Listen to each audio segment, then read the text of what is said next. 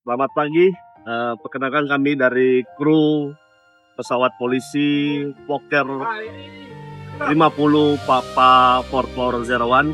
Hari ini kami bertolak dari Pondok Cabe, Jakarta menuju ke Bandara Sultan Iskandar Muda, Banda Aceh dengan membawa paket sembako berupa 8 kg 300 paket.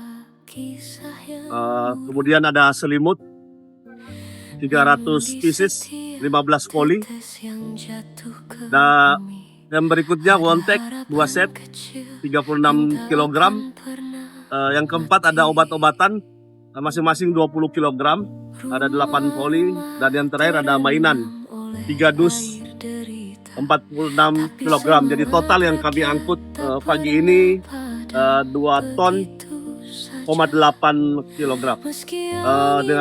Dengan ini semoga bantuan cepat dapat tersalurkan ke saudara-saudara kami yang di Aceh yang terkena dampak musibah banjir. Demikian, terima kasih. Salam presiden.